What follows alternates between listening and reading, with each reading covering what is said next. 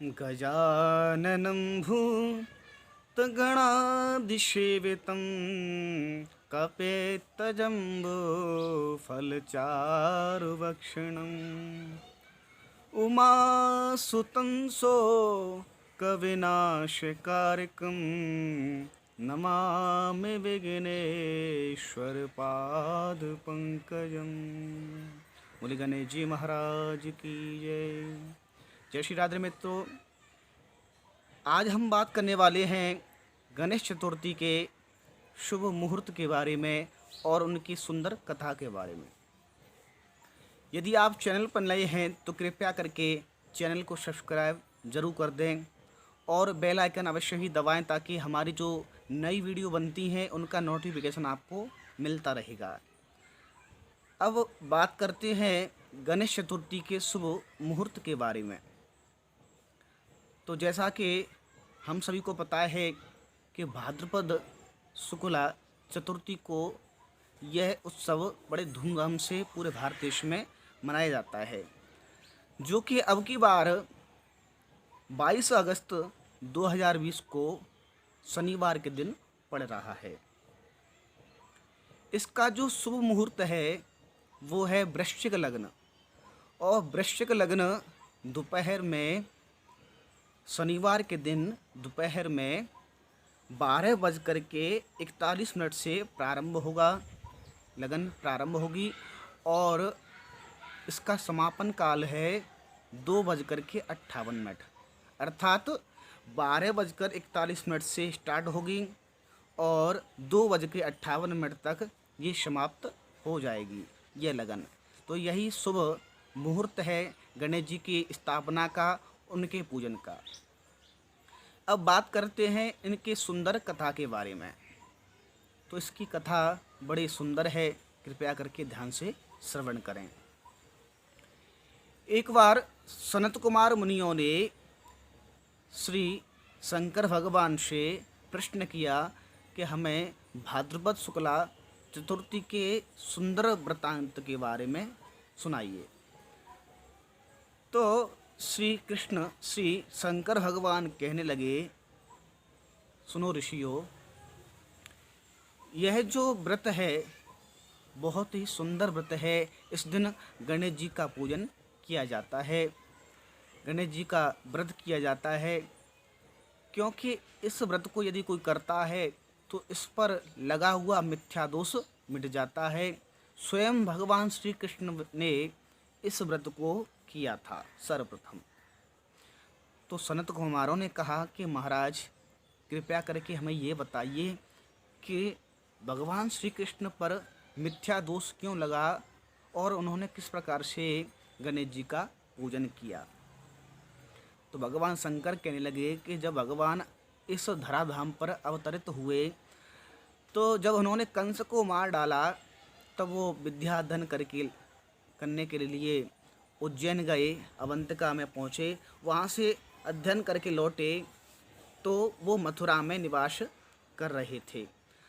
अब कंस का जो ससुर था जिसका नाम था जरासंध, वह बार बार मथुरा पर आक्रमण कर रहा था।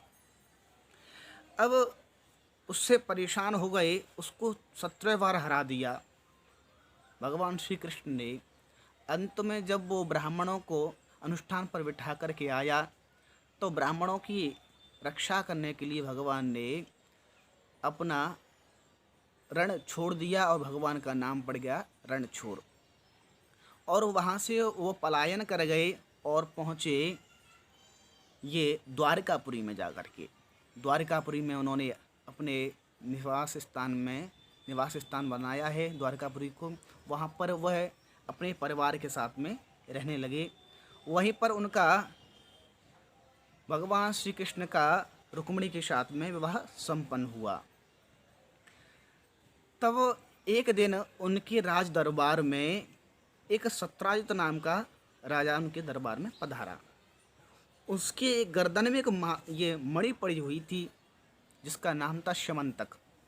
ये श्यमंतक मणि बड़ी चमकदार थी और इसकी एक विशेषता थी, यह प्रतिदिन 8 भार सोना प्रदान करती थी। जब लोगों ने देखा कि ये तो बड़ी आश्चर्यमयी मणि है, चमकदार है, तो श्री कृष्ण भी आश्चर्य में पड़ गए, ये तो वास्तव में चमकदार है। जब सभा चल रही थी तो भगवान श्री कृष्ण ने उस मणि के बारे में कहा राजा सत्राजित से कि आपके पास में ये मणि है, इसका कोई आपके पास में औचित्य नहीं है, क्योंकि आपके घर में कोई ज़्यादा सदस्य भी नहीं है।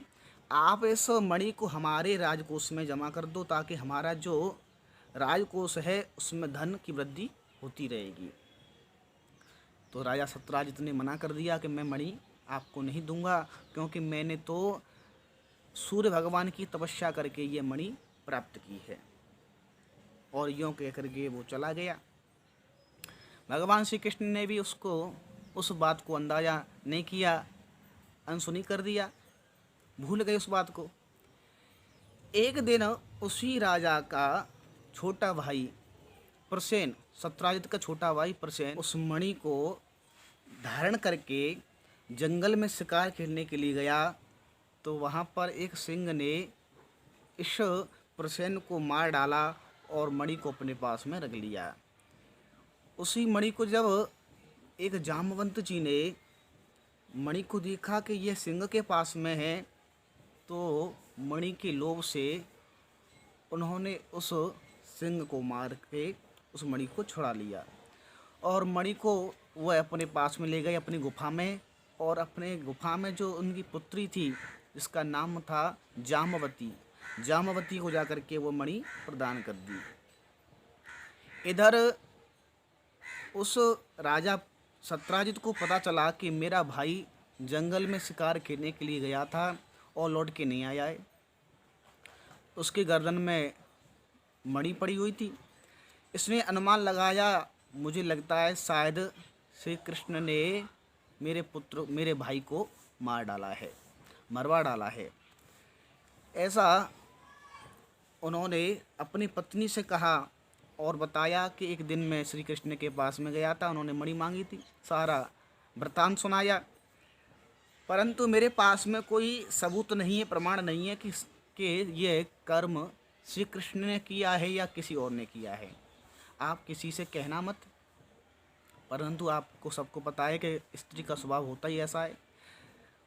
उन्होंने अपनी दासी से कह दिया, दासी ने अपनी सहेली से कह दिया। इस प्रकार से वह करने करने जपन जना, पूरे गांव में, पूरे नगर में ये बात फैल गई कि कृष्ण ने सत्राजित के भाई को मार डाला है मणि के लिए।